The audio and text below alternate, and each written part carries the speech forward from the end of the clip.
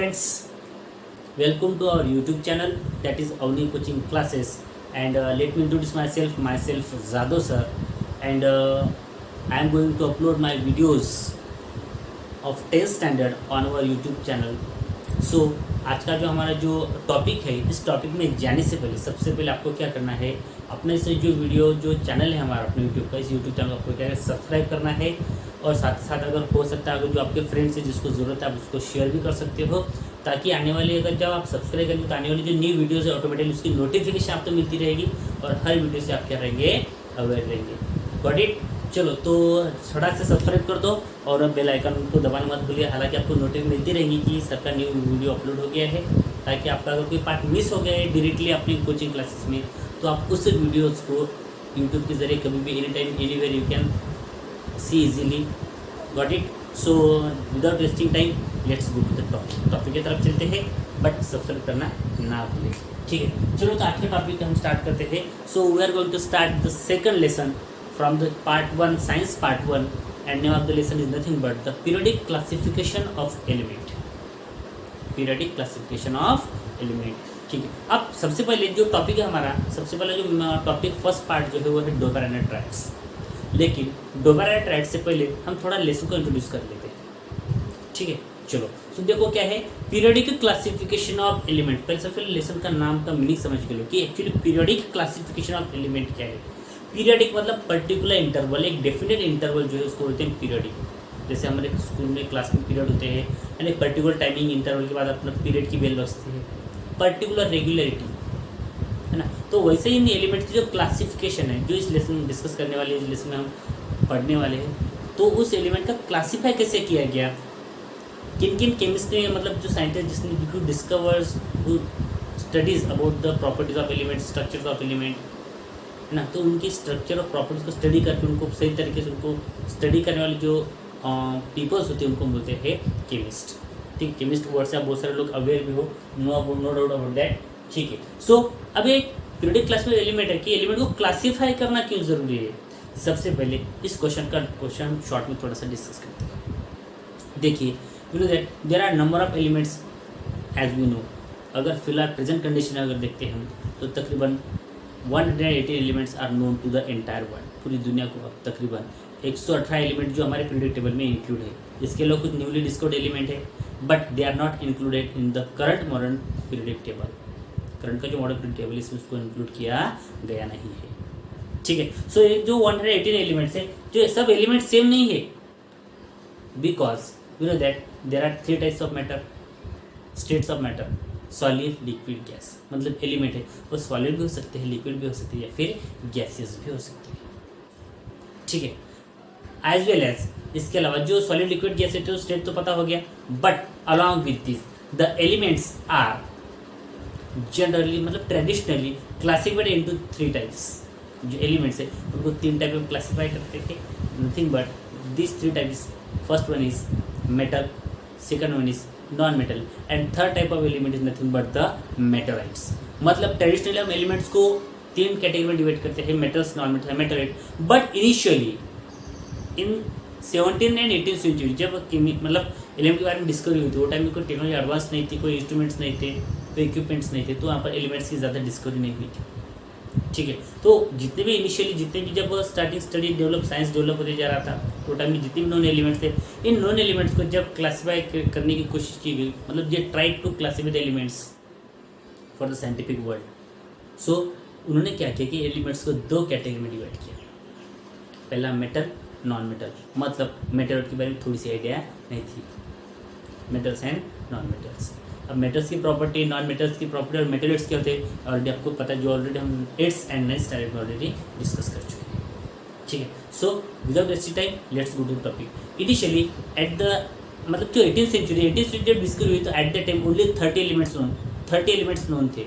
But जैसे time बीतते गया न्यू एलिमेंट डिस्कवर होते गए, उन एलिमेंट्स को क्या किया, अरेंज करने के लिए, मतलब उनके प्रॉपर्टी, उनकी स्टडी आसान बनाने के लिए, उनकी प्रॉपर्टी स्टडी करने के लिए, उनके यूजेस, उनका स्ट्रक्चर सब कुछ आसानी से ध्यान में रखने के लिए, स्टडी करने के लिए उनको क्लासीफाई किया गया। और इन क्लासिफिकेशन में सबसे पहला जो नाम आता है इज नथिंग बट द डोबेरेनर।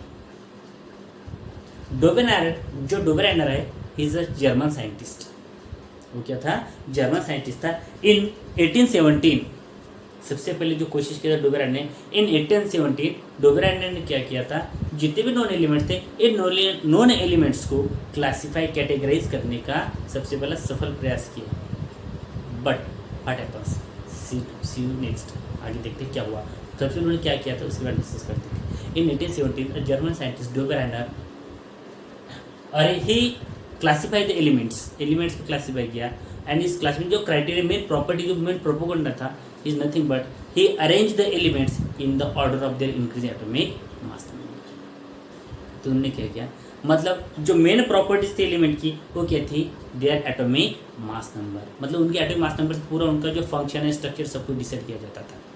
ठीक है। So what happens, the डोबेरान arrange the elements in the order of their increasing atomic mass number. मतलब उन्होंने क्या किया, एलिमेंट्स को ऐसे अरेंज किया था कि जिस एलिमेंट का एटॉमिक मास नंबर सबसे कम है उसको सबसे पहले रखा, बाद में next element having higher mass, फिर next element having higher mass as compare to the first one.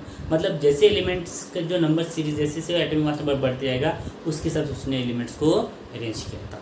लेकिन इन एलिमेंट्स को अरेंज करते वक्त डोबेरान ने क्या किया, he arranged the elements in the order of their atomic mass number and he make a group of 3 elements having same chemical properties। उन्होंने क्या किया कि उन तीन एलिमेंट्स का ग्रुप बनाया जिनकी केमिकल प्रॉपर्टीज सेम है, ठीक है।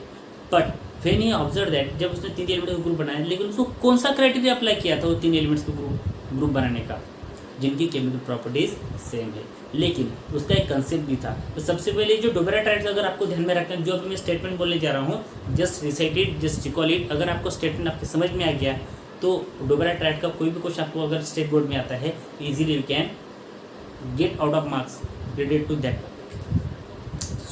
सो लेट्स डिस्कस अबाउट द क्या डोबेरा ट्राइड्स का उसका कंसेप्ट क्या था डोबेरानर का, let's discuss. According to डोबेरानर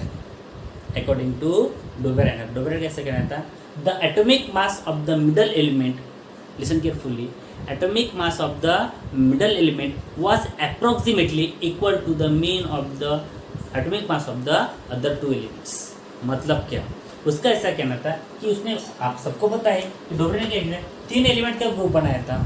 for example वो 3 एलिमेंट हम कंसिडर करते थे A, B and C, these are the 3 elements. Actually एक कोई एलिमेंट्स नहीं, जिसमें एग्जांपल कंसिडर एक ए नाम के एलिमेंट है, एक बी है, एक सी है। तो एक ट्राइड है, ट्राइड मतलब group of 3 elements having same chemical properties, जिनकी केमिकल प्रॉपर्टी सेम है, ऐसे 3 एलिमेंट्स का ये ग्रुप है।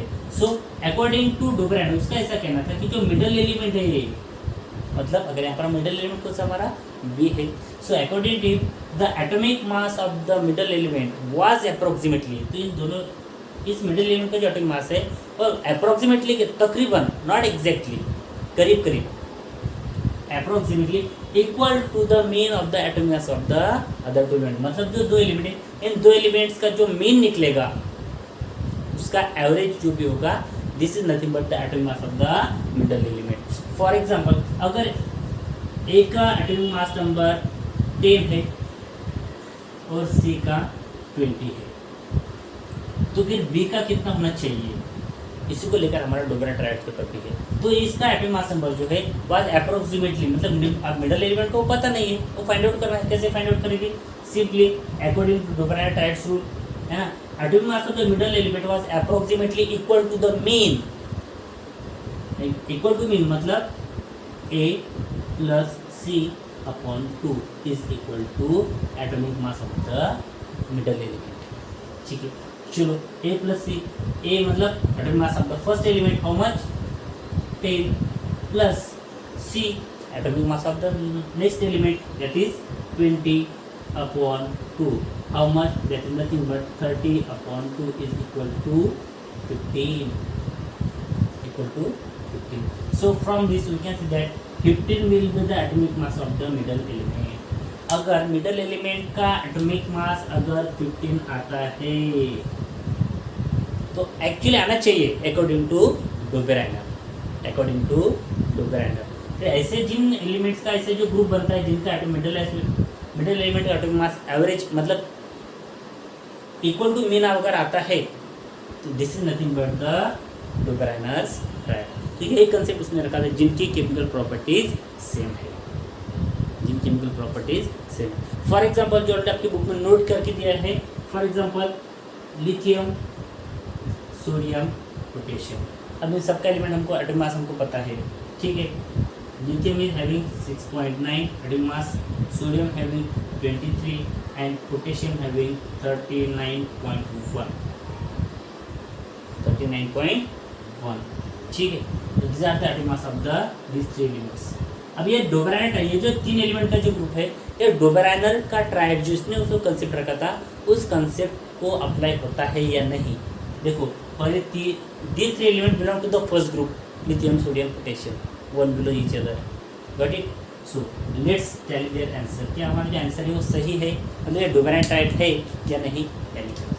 देखो लिथियम का मास नंबर कितना है 6.9, और यहाँ पर देखिए पोटेशियम का 39.1 upon 2, how much, that is nothing but the 46 upon 2 is equal to 23। देखो यहाँ पर सोडियम का already 23 atomic mass number, actually real में सोडियम का एटॉमिक मास नंबर कितना है 23 है। It means that this is nothing but the Dobereiner's triad. इसका मतलब जो डोबेराइनर जो बोला था कंसेप्ट, जो उसकी डेफिनेशन है, जो मैंने अभी आपको डिस्कस किया था, वो सही है या नहीं है, डेफिनेटली सही है। फिर जो 3 एलिमेंट्स ग्रुप ये रूल फॉलो करता है, उनको हम बोलते हैं Dobereiner's triads. But there is exception. Actually जो डोबेराइनर ने कंसेप्ट रखा था, this concept was applicable for the some elements. इसका जो कंसेप्ट है वो कुछ एलिमेंट के लिए ही लागू हुआ, लेकिन जहाँ पर जो रूल है, यहाँ पर जो ट्रिक्स भी बताया, कंसेप्ट बताया, this concept is not applicable for the all the elements known at that time. वो टाइम पे जो भी एलिमेंट्स पता थे, उन एलिमेंट्स के लिए ये रूल अप्लीकेबल नहीं रहा, क्योंकि क्या हो रहा था कि कुछ एलिमेंट्स है जिनका जो मिडल एलिमेंट का जो atomic mass number actual atomic mass number है, उस एक्चुअल एटॉमिक मास नंबर से उनका जो डिफरेंस है, जो एक्चुअली जो इस रूल के हिसाब से जो भी आंसर आ रहा था और जो एक्चुअल एटॉमिक मास नंबर है, उनमें बहुत ज़्यादा डिफरेंस था। This is the reason, that's why the Dobereiner triads, मतलब उसका जो दिस क्लासिफिकेशन वाज दिस मतलब ये जो क्लासिफिकेशन था, इसको वहाँ पर पॉज मिल गया, यहाँ पर यह रूल आगे अप्लाई हुआ नहीं। क्यों? क्योंकि जो भी एलिमेंट्स आप उसके जो अकॉर्डिंग टू द डोबेराइनर जो atomic mass number atomic accurate इतना आना चाहिए, मतलब अप्रोक्सीमेट आना चाहिए, वो अप्रोक्सीमेट जो बहुत ज़्यादा डिफरेंस से आ रहा था। इसीलिए जो एलिमेंट्स ये रूल फॉलो नहीं करते थे, उनको हम डोबेराइनर का ट्रायड्स नहीं बोलते। जो elements, the group of 3 elements which follow this concept is called as Dobereiner triads. कि जो एलिमेंट्स जो हमने इस तरीके से फाइंड आउट किया है आंसर, अगर इस कंसेप्ट को फॉलो करते हैं तो उसको हम बोलते हैं डोबेराइनर ट्रायड्स, अगर नहीं करते उसको हम बोलते हैं डोबेराइनर ट्रायड्स बोलते नहीं। यहाँ पर कुछ एग्जांपल भी दिए, कुछ नॉन एलिमेंट्स होते हैं उनके लिए अप्लीकेबल किया था, but this is not applicable for the all the elements known at that time. चलो उसके एग्जांपल के तौर पे आपको ऑलरेडी पेज नंबर 16 पर कुछ आपको क्वेश्चन भी दिए गए। Identify which of the following is the Dobereiner triads. नीचे दिए उसमें से कौन सा डोबेराइनर ट्रायड्स है, ये आपको आइडेंटिफाई करना है। तो आइडेंटिफाई करने के लिए आपको सिंपली क्या करना है, you have to use this concept, formula apply करो। अगर इसका आंसर अगर ये इस तरीके से आता है अप्रोक्सीमेट, देखो 0.1 का मतलब अगर एक का भी डिफरेंस है, समझो अगर यहाँ पर जो आंसर है 23, अगर आपका आंसर यहाँ पर 24 भी आता है तो भी हम उसको बोलते हैं can follow Dobereiner triads, because उसने क्या बोला अप्रोक्सीमेटली इक्वल, एक्यूरेटली नहीं बोला है। अगर एक का भी डिफरेंस है तो अप्रोक्सीमेट तकरीबन करीब करीब सेम है, तो it may be follow, it can say that it could be say that it's an Dobereiner triads. अगर रूल नहीं, अगर ज़्यादा डिफरेंस आता है तो it does not follow Dobereiner triads. तो पेज नंबर 16 पे जो भी आपको सॉल्व ऑलरेडी क्वेश्चन दिए हैं कैन यू टेल करके, तो फटाक से उसका आपको आंसर फाइंड आउट करना है, और इनमें से कौन सा डोबेराइनर ट्रायड्स नहीं है फटाक से मुझे कमेंट में आपको फॉरवर्ड करना है। ठीक है, this is sufficient for today and for your kind information this is our first video lecture, first YouTube lecture. So don't worry about that, आपका फर्स्ट वीडियो थोड़ा सा लैंग्वेज में या फिर थोड़ा बॉन्डिंग में प्रॉब्लम आ सकते हैं, don't worry, next video will be uploaded soon. So before that, to get the new videos, subscribe our channel and don't forget to share it. See you in the next lecture. Bye.